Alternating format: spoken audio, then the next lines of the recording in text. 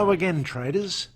This is part 7 and the final episode of this instructional video series, where we have outlined the workflow processes we undertake within Strategy Quant X and Quant Analyzer to produce diversified systematic trend following portfolios for a 21 market Forex universe.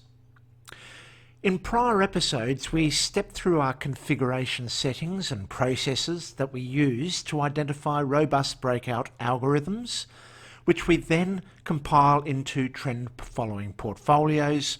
And within this episode, we're going to wrap this series up and provide a quick overview of the workflow processes we use to create alternative trend following algorithms, which add system diversity to our trend following portfolios. We'll be undertaking a walkthrough of a completed trend following market sub-portfolio using our example of AUD/JPY. And finally, we'll be reviewing the performance characteristics of the final portfolio itself. So, let's get cracking. So first, to the workflow process in Strategy Quant X, which we use to create additional trend following systems for inclusion in our final portfolio.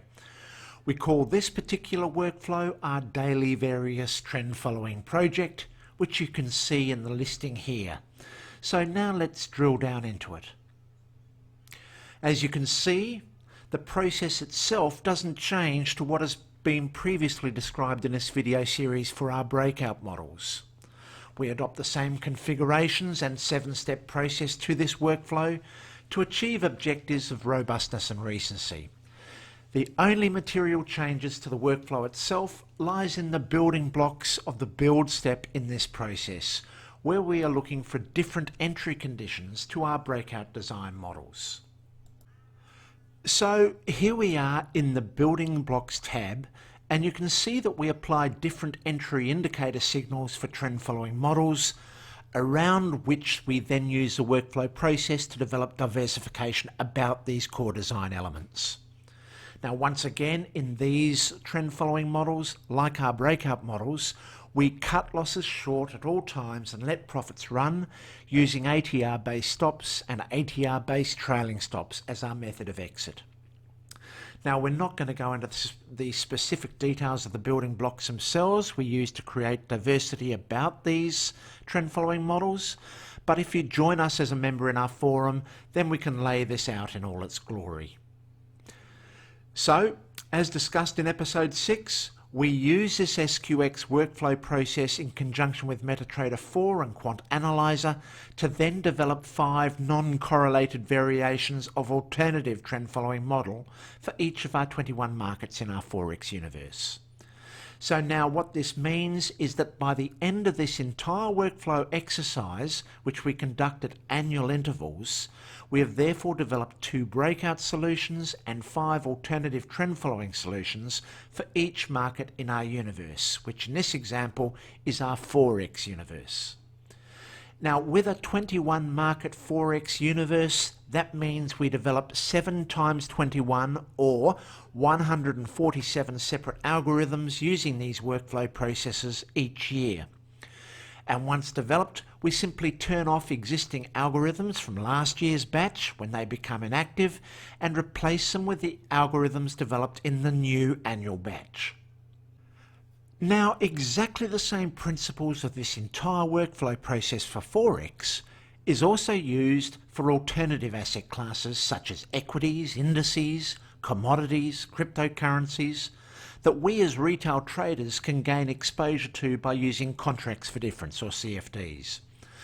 But for the purposes of this video series, to keep it simple, we have only focused on a single asset class, being our Forex world.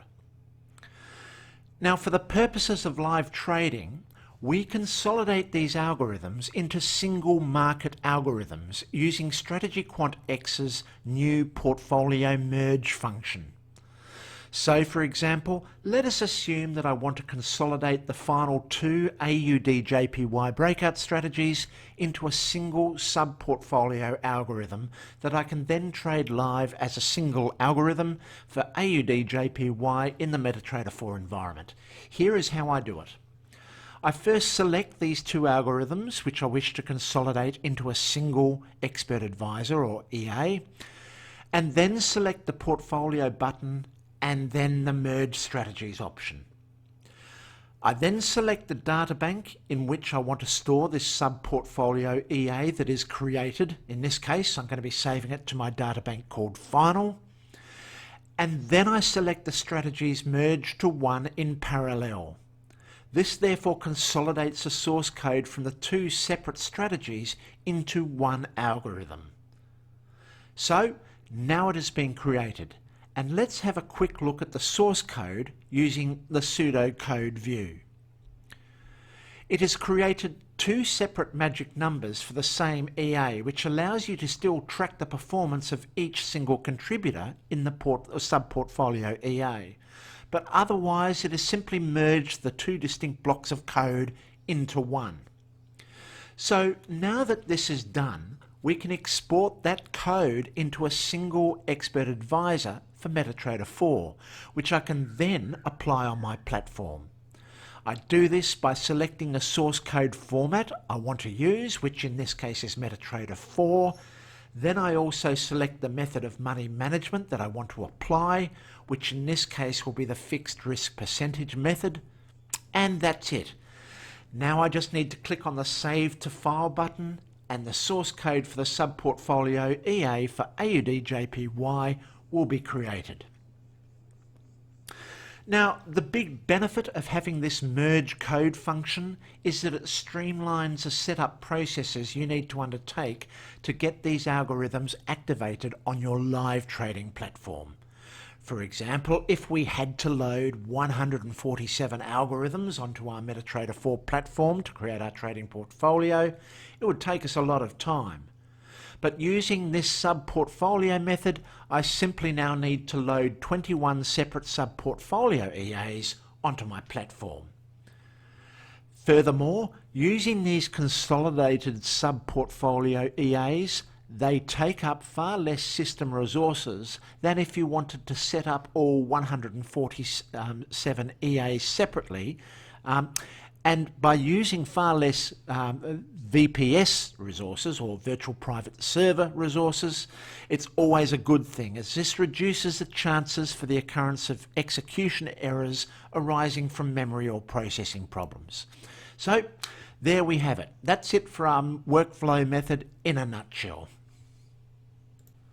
So now let's get to the fun stuff of demonstrating a walkthrough of AUDJPY for our 7 solutions sub-portfolio. This is a part of the process I really enjoy, as these interactive walkthroughs are what I use to demonstrate how the objectives of this entire workflow process come together. In a sense, this is the final test I do before I take these beauties to the live trading environment. So, into MetaTrader 4 we go, and now we select our sub-portfolio for AUDJPY, which is a merged single expert advisor that comprises 7 separate algorithms, 2 of which are breakout models and 5 of which are alternative trend following models.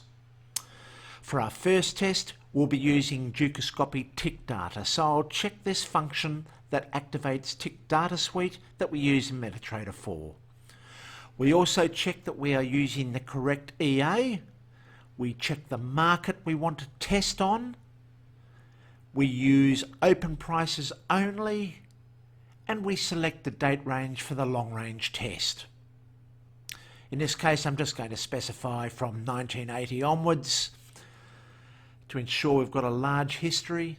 Now I'm going to select the daily time frame and use the current spread, and also select the tick visual mode. And now we can head off to the expert properties.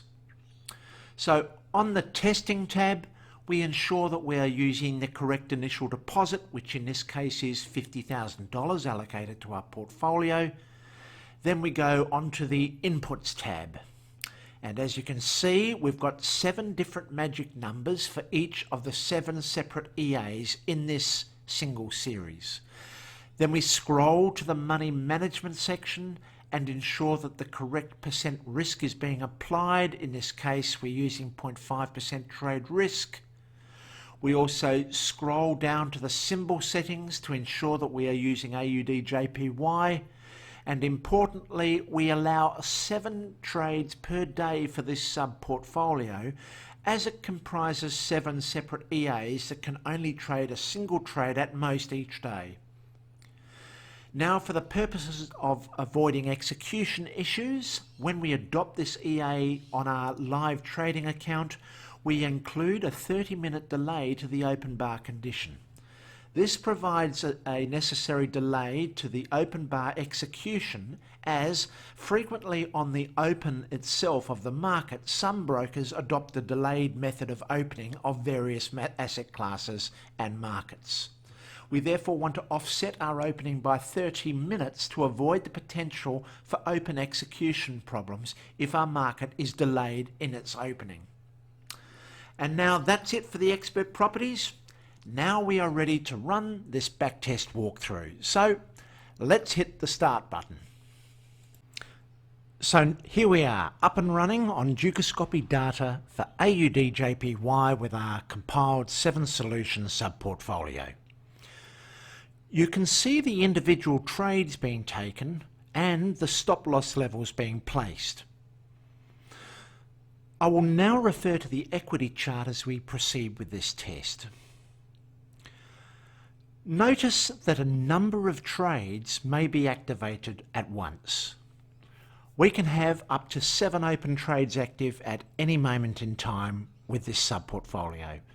But what you will notice is that when price is congesting sideways, we only seldom have many trades open. It's when prices start to clearly trend, we tend to get far more activity and more trades initiating. Our trade activity therefore increases during trending market conditions, which have been deliberately configured into our design process.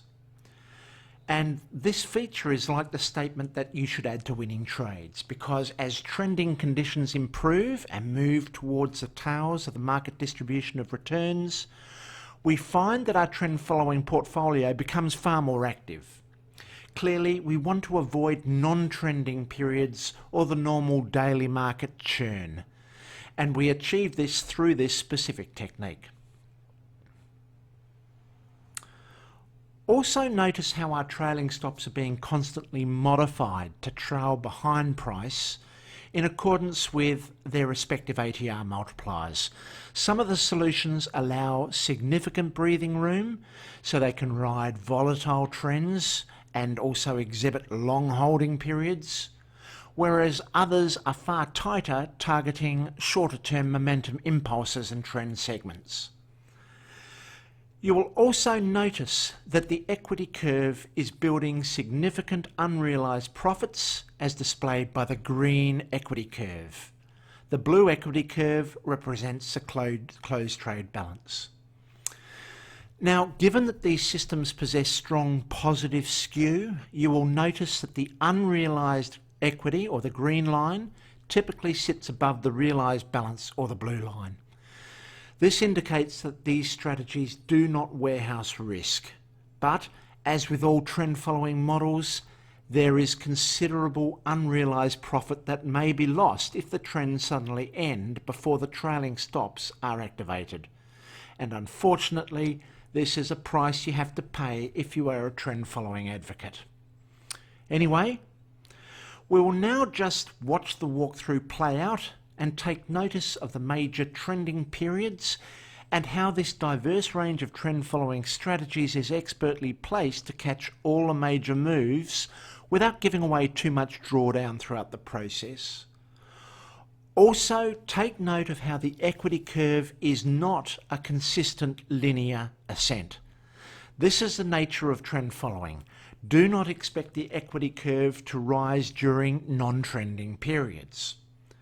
Equity curves of typical trend following systems are fairly volatile and display long periods of stagnation and slow building drawdowns. However, when conditions turn favourable and during fat tail conditions, then expect that equity curve to soar. Anyway, enough of the talking for the moment. Let's just watch it closely.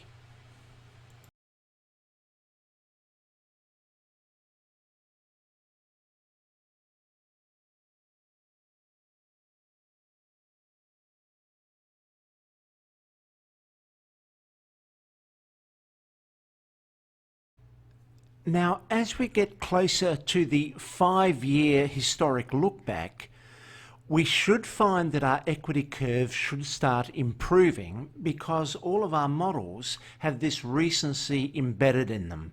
So as we're slowly progressing with this backtest, we'll notice that we should get our equity curve exponentially building towards the end of the series. Also notice that with the power of compounding, because we're using a fixed risk percentage method of money management, compounding will be progressively building our position size, and therefore the compounding effect on our return streams will also lift our equity curve. So here we are, our test is finished, and you'll notice that we've got a lovely equity curve that exhibits strong recency performance. So this is a great result, but to be expected from all of the design implications and testing methods that we've applied through this workflow process. So this now just gives a final tick to the entire workflow process that the logic and the design is represented by the ultimate performance of these sub-portfolio EAs. So now we can turn to the performance results, and we see that we have a profit factor of 2.42 and a maximum drawdown of 7.14%. All the other metrics appear consistent with trend following methodologies, so we're happy with this result. We can also load these performance results into Quant Analyzer, where we can undertake a map-to-market evaluation of the sub-portfolio. This is where we map the equity curve performance against market price itself to confirm that the sub-portfolio EA catches all major trend-following moves and that the logic of the design is consistent with overall market conditions. For example, you do not want your equity curve to rise significantly when conditions are generally unfavourable or non-trending, but you do want to see strong equity curve performance during trending market conditions. As we can see from this result, everything seems to be in order and our solutions do not appear to display symptoms of negative curve fitting. So, that's it for the walkthrough and the validation of our sub-portfolio result for AUD-JPY. Now we can move on to the performance result of the entire portfolio itself. So to do this, we undertake backtesting of all our 21 sub-portfolios using our Pepperstone long-range data. And then we load all these reports generated by MetaTrader 4 into Quant Analyzer. And here we are. We have a listing of 21 separate sub-portfolio results. Notice that all of them display positive expectancy. We can use this summary tab to evaluate the performance metrics of each individual performance contributor, and we can also get detailed analytical results for each by double-clicking on them and then viewing the detailed analytics tab. But what we want to now focus on is in how we marry them all together as a single portfolio. To merge the results into a single portfolio, I therefore select all the 21 sub-portfolios in the listing and then click on the Create Portfolio button. This then consolidates all results into a single portfolio. And I can view the equity curve contributions of each sub-portfolio by then clicking on the portfolio itself and then selecting the equity chart option and then selecting the sub-equity display format. So let's expand this view. So these are the individual equity curve contributions of each return stream of the portfolio. We can see that all solutions are generally overall positive, but some solutions such as AUD-USD and CAD-JPY are the dominant performance contributors over the time series. Also note the slight increase in overall trajectory of each equity curve as you refer to the last 5-year look back in performance. This bias to the equity curves is attributed to the recency bias we have embedded in each of these results through our workflow process. Okay, so now let's reconfigure all of this for a $50,000 single portfolio result. And to do this, I select the money management option and then compile the entire 21 sub-portfolios into a single portfolio with a $50,000 initial balance, and then hit the Run button. I then take this result and move it to the databank by selecting the Move to Databank option. Now I can refer to the Strategies tab and find the entire portfolio result I've just created, and then examine it in detail using the analysis functions. So let's see how the entire equity curve of the portfolio looks for the test period. I just need to turn off and on a few options so we can see it better. Notice that the original volatility we saw at the sub-portfolio level is now gone, and we have a far less volatile overall equity curve for the entire portfolio. This is because we have blended 21 sub-portfolios together, which through our compilation processes have very low correlation with each other.